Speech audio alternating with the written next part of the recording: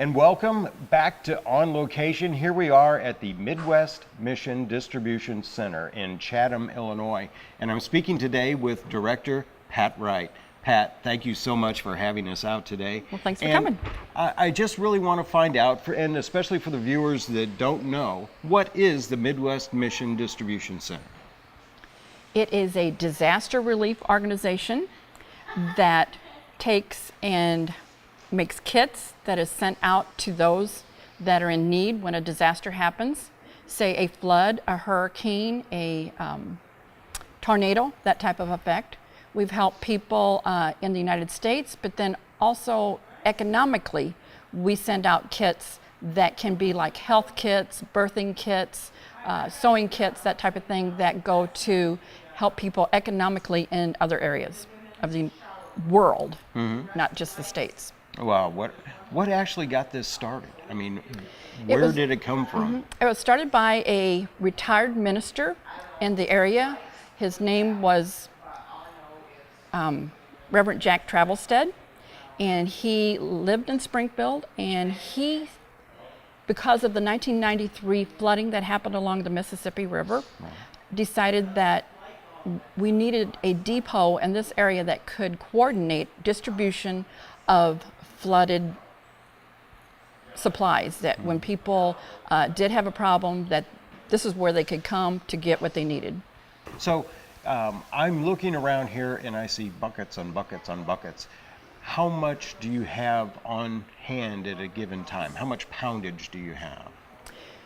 I'm not going to say give an exact answer for that, but right now is probably the most we've had ever sitting here since I've been here. We've had probably right now over 6,000 buckets sitting here. So that means it would be roughly 4 or 5 semi-loads could go out of here if a disaster happened. Sure. And it would go 1 bucket to a family or to a household. And again, that's just going to get them started. I mean, it's not going to be everything that they need to help. It's going to help clean on their road to recovery. Yes, yes. Like I said, it gives them hope that Now, and that people care. Absolutely, and I think that's a part of what I also am going to ask you now. How does faith intertwine with this particular venture? Every day we start with a prayer here, and that is a big part of this place, is that it is faith-based.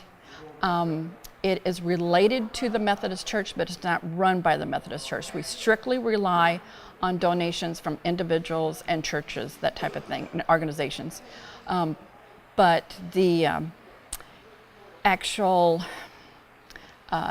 faith part of it, I think, is when people can be restored, when their faith in God can be restored whenever they get these items, and to see, yes, they really do have some hope that they can be restored. Such a wonderful project. Yes. Such a wonderful project. Go ahead. We've got our tagline is our brand, or whatever we call it. It's partnering efforts for God's restoration, and we feel that is on both ends, to the people that receive the items, and then also for the people that work here, to restore them and to give them a sense of I can make a difference. We have people here that, even some blind people that come in, that help set down jobs, that they can, rubber band pencils or do something that can be just anything that they feel that they're doing to make a difference. Sure. Now, how many volunteers do you have come in here through the week? Because I've seen you on your Facebook, and you have multiple people that come in throughout the entire week. So on the average, how many people do you have come out here? Maybe every day? We don't like to have more than 35. We'll have some days up to 50, and that really stretches us because we have to come up with the supplies and work for that many people. And it's kind of hard when you don't know how many's coming. So we have a reservation system where we ask that they call, and people can do that. They can call and tell us they're coming. They probably our dormitory holds 32, so we could have, and they do come here and stay from all different states around the area. And they will stay for a week at a time and give us their volunteer help. So then I'm going to say 32 plus, we could have as many as 50, but that is stretching us. So 32 maybe I'll put as a limit, 32 to 35. That's wonderful. 32, 35 Every day. blessed souls Yes. every day out here. Yes. So what's happening today? What's going on this Saturday that makes this a special thing? Today, it's a Saturday morning, so we have the end of the teams that have been here all week. We have 2 teams that were in here. One of them is from Kalamazoo, Michigan. And so, again, they are from a distance. They'll work till noon today, but we also have a group locally, some youth from Camp Carolot, and they are out here also giving of their time and their service to volunteer today. So we appreciate everybody that's here because we couldn't do this. Everybody says, you do such wonderful work out here. Well, we don't do it as a staff. We have to have the volunteers in order to make this happen. Right. So individually, though, what are they actually going to be doing out here today? Today, they're going to be working, they're going to be doing some sewing. We make school bags, cloth bags to send the school kits in. So they're going to be sewing.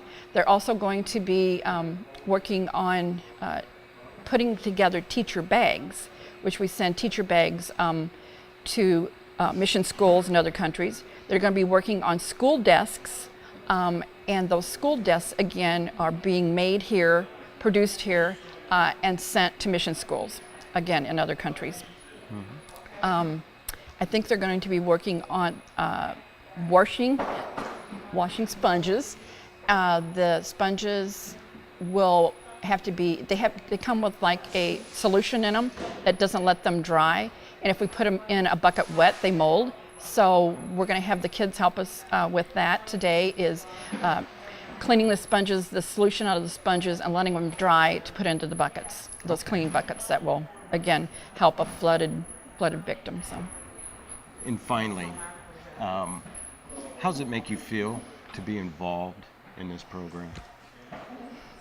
I've been asked multiple times how you like working out there, and I said I love it because everybody that walks through the door, either they're bringing gifts, meaning supplies, or donations of monetary donations, or they're coming in here and they're smiling and they say, put me to work.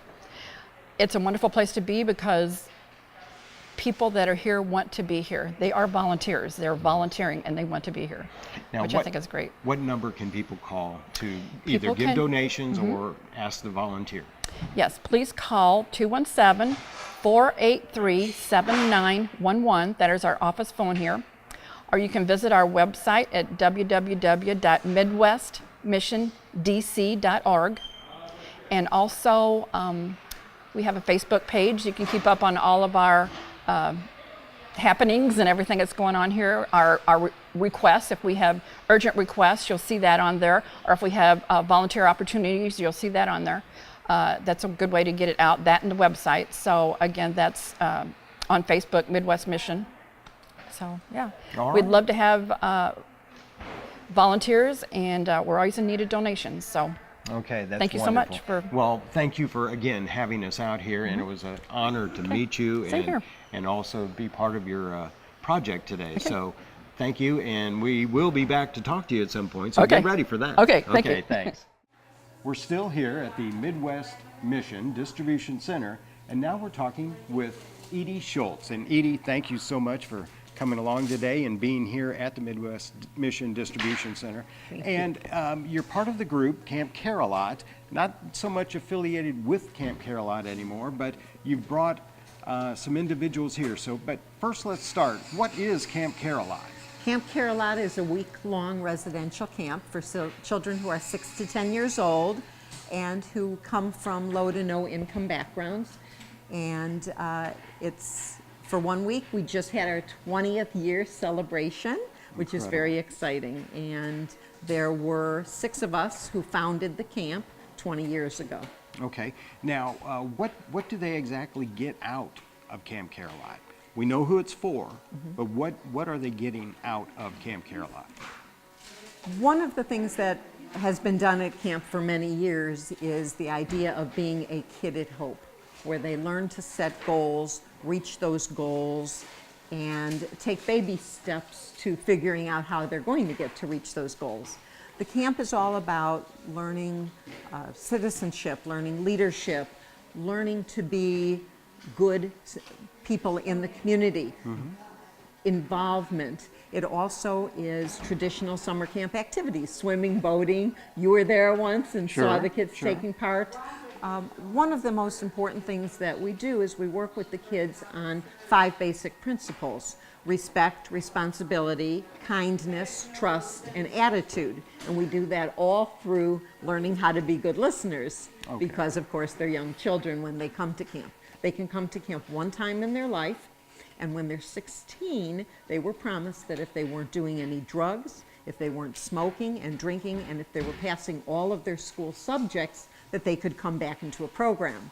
When I stepped down from being the executive director after 18 years, I started this group for those former campers 16 years and older. So these are the alumni. These are the alumni. And what type of experiences have you heard come out of your alumni so far? I know you mentioned here a little while ago about some extraordinary achievements that's been made by some of these kids. Right, we were chatting informally.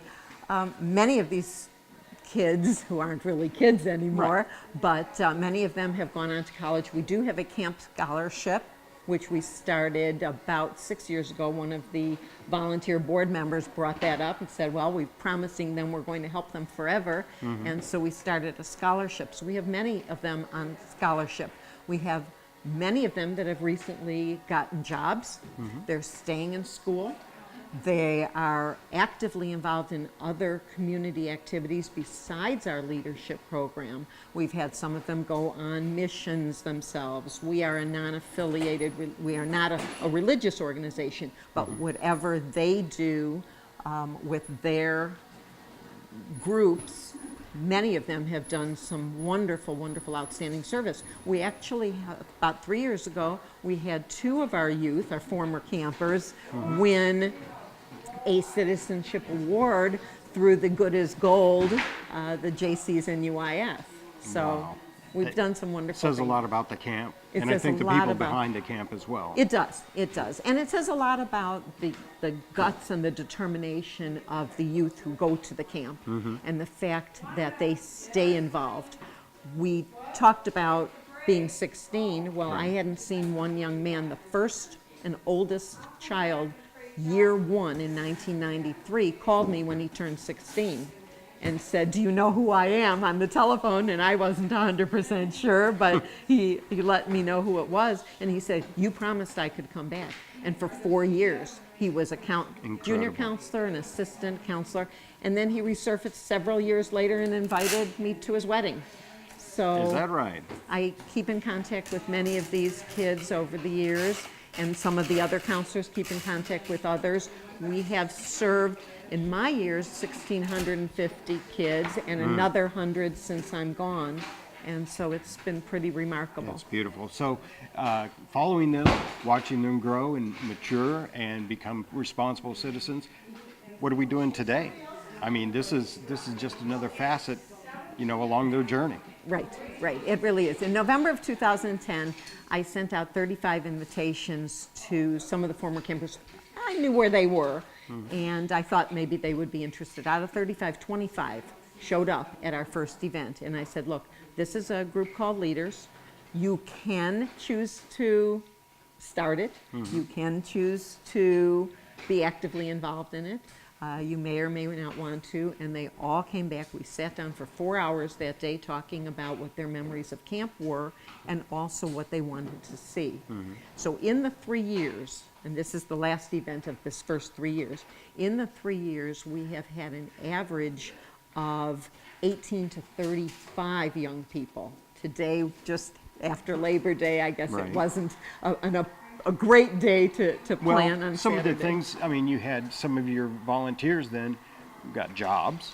They got They're jobs back in school. and they're in school, and And- that's really wonderful. What more could you ask? Right, Of right. course, this is a very useful program, but to mature and develop as an individual, that's what it's all about. That's right. That's right. They came back to make that connection. The young people that we have here today, I'm hoping will start a whole new group because the other group aged out this summer. Right. Some of the things that we've done, which is really the core of this leaders group, what we've done is we have had speakers talking about how to interview for jobs, how to fill out a college or a job application. We talked about hazing, we talked about bullying, we talk about the kinds of bumps that they might find in school or on the job. So we have different speakers each time that we meet. Plus, we started out as a one voluntary activity a summer, and a couple of years ago, one of the counselors said, well, why aren't we volunteering more during the year? So we've done two voluntary activities at a nursing home. We have made gifts for campers one year. Wow. We're doing this today. Last year in September, our activity was to paint St. Patrick's School here in Springfield. So we've done quite a bit. Now, as we mentioned before, this is kind of a non-religious sort of organization. Camp Carolot is a 501(c) not-for-profit, so we are a non-secular. It's open for everybody, religions, races. How does it make you feel to be involved in the enrichment of these young adults? I can't express the pride that I have. And I just finished telling them that and holding back my tears. Most of them know that I'm a crier.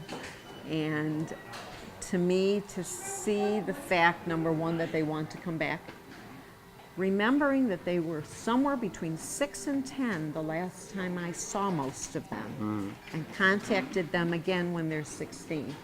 I also go to the local high schools, the Springfield schools, Jacksonville, Winchester, Taylorville, and Triopia, and look for former campers.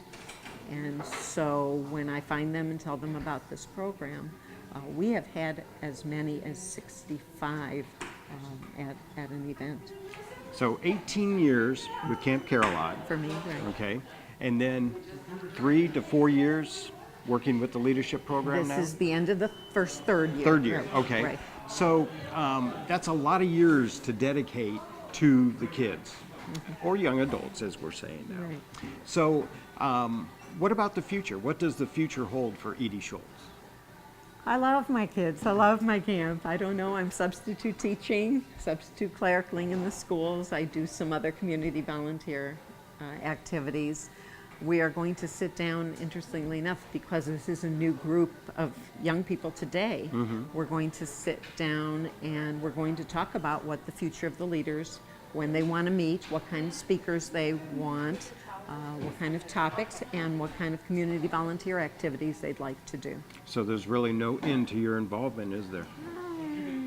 It's not when it's a labor of love, that's Right. for certain. Edie, thank you so much for Thanks, joining us today, and we will be following you around, so don't think we're stalkers. We're just helping out a little We're bit. happy to have you, and happy to have you personally, knowing that you've been out to the camp. It's Well, been thank you. wonderful. Thank you. So- It's a pleasure, and like I said, and next year I hope to return to the camp just to see how the kids are doing out there. And I should let everybody know the new executive director is Carissa Brownback, who is doing an outstanding job moving the camp. This was the second year that she actually was the executive director. And for people that want to find out more about Camp Carolot, Contact Carissa Brownback, and it's Post Office Box 9407, Springfield, 62791.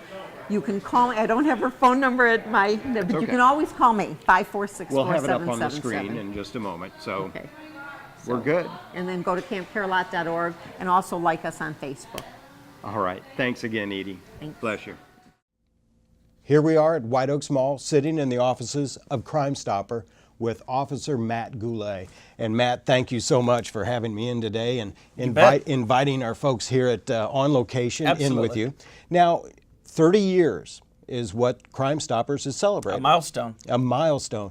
What type of statistics have you developed along the way, and when did it all start?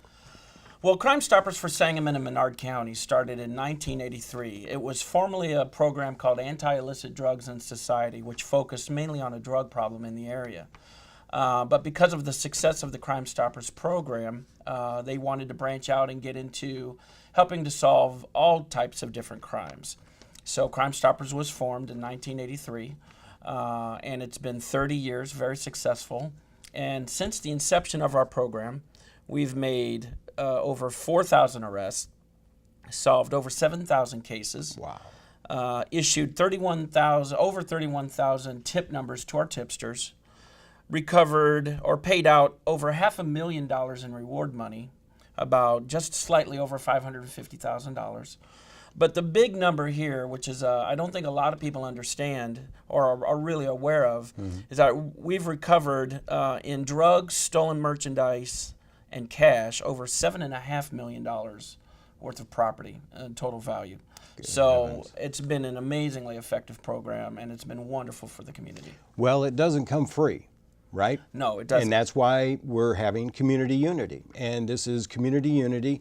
Tell us a little bit about the program as Sure. far as Community Unity goes.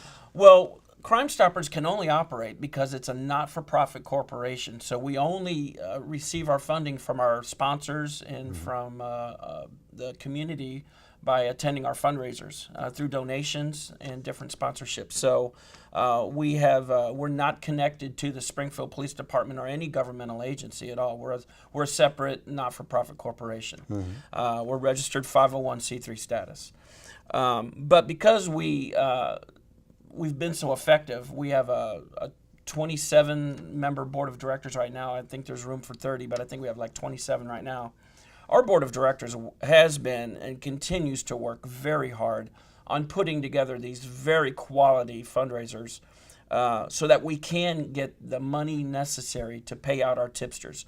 All the money goes to the program so we can pay out those rewards and keep our tipsters anonymous and keep them involved in helping solve and prevent crime. Oh, it's such a privilege for this community to have this organization then. Well, it's been amazing. It's one of the best things I've done as an officer yet. I am in my second year with Crime Stoppers right now. I have a 3-year rotation. I have 1 more year to go, so I look forward to being as active as I can with the program. Our 2 big fundraisers for the year are our Community Unity and our Trivia Night, which we've only done Trivia Night. I think this will be our 5th year possibly coming up. But it's been amazingly successful, and the community has truly responded in coming to participate and really getting involved in the whole mission behind Crime Stoppers, and that's to provide information, get involved in the fundraisers, and solve crimes. And then after Community Unity, people can still get involved by calling Crime Stoppers when they know about crime. If they hear something going on in their neighborhood, if they hear something suspicious or they see something that seems odd to them, they can call our hotline, 788-8324. I'm sorry, 788-8427, and call us and let us know what it is that seems out of place in their community. Nobody knows their neighborhood better than the people living there. That live there, right. And so if there's something not right, call 788-8427. We need to have that information. We need to track it. And then there's 2 other ways if people don't want to really talk to somebody on the phone. We can go to our website, cashfortips.us, and click on Provide a Tip, and then it pulls up a little reminder questionnaire where people can look at the types of things we need to know and see if maybe they have some of that information. Another way they can reach us is very simple, through texting. Just type tip 672 and then the rest of the message, and then send it off to Crimes. And then we'll get that information through our computer system. Now, some people are worried that we're tracking information and that they're not remaining truly anonymous. Well, this is a program that says they are anonymous. It is absolutely anonymous. Right. All the information that comes to us through our computer system, through our website, actually goes to a company in Canada where it's scrubbed free of all internet provider information, all names, all addresses, even the texting, all phone numbers. It all goes through this company where we bought our software from, and the only thing that we see is the narrative portion of a text or the narrative portion of the email that they send through our website. That's what you need. Right. So we need the information, but we don't want to know who anybody is. And even when you call the hotline, 788-8427, we don't ask for your name. We don't ask any information. And sometimes I even have to get a little bit abrupt because people will tend to call and they're just used to saying, hi, this is... And as soon as I hear that, I try not to be rude, but I have to say, ma'am or sir, please, you know, we don't want to know who you are. And for the integrity of the program, all we want is the information that you have about crime. Sure. Now, you mentioned Trivia Night. What time of year is Trivia Night? Well, Trivia Night's typically been in the February timeframe. Okay. And it has been, we have, I think, one of the largest Trivia Nights in Springfield. We had over 500 people at our last event, 50 tables of 10, and room for more. We had people on a waiting list trying to attend the event. So that's what you need. It's been absolutely amazing. It's been great for the program, and the people coming out are truly having a lot of fun. Though some of them will get up dressed up in character a little bit for depending on what the categories are. They'll bring food and just a complete picnic. And ready to enjoy the evening. So it can be a lot of fun, and it has been. Well, we certainly look forward to that as well, and we'll probably have you back before we attempt the Trivia That would Night. be great. I'd love to do it. So at the same rate, though, I'm wondering, you know, there's preventive maintenance against crime, and we could probably sit here and talk all day about what people should do. But as far as like highlights, what are some of the things that people can be aware of or maybe do to prevent themselves from being a victim? I think the number one thing that people can do is maybe just slow down a little bit and become aware of your surroundings. We get so busy throughout the chaos of our day, whether we're working, preparing for holidays, we have kids' sporting events. There's just so many things going on in our lives that we forget to lock that car door or roll that window up or lock our house up or turn on the alarm system. If we just slow ourselves down just a couple paces and think about each time that we leave the house or each time we leave that car, okay, is everything secure? Did I leave the laptop out on the front seat of the car? Do I have my GPS tucked away where someone can't see it? Is there a purse or money visible from the outside of the vehicle? Because all it takes is just a few seconds for a smash and grab and people are gone, or to open that unlocked car door, or to reach in the down window. I think if people just kind of take a moment to understand that they can become a victim of crime if they don't just do the basics, slow down a few paces, and just examine the area of the vehicle or of the home before they leave, I think we could knock out a lot of crime just by doing that. Well, thank you so much. Very valuable advice, you know, to continue oneself. Any assistance from the community at all is greatly appreciated, because by doing so, they're becoming part of our team. They're becoming a partner with us in solving and preventing crime, and that's our basic mission statement. Developing a partnership with the community, the media, and law enforcement to solve and prevent crime. And that's what we do. And it's working by the sounds of it. For 30 years it has been. And still growing. And we want to keep going. Okay, thank you, Matt, so much. Thanks. Have a great day. I appreciate it.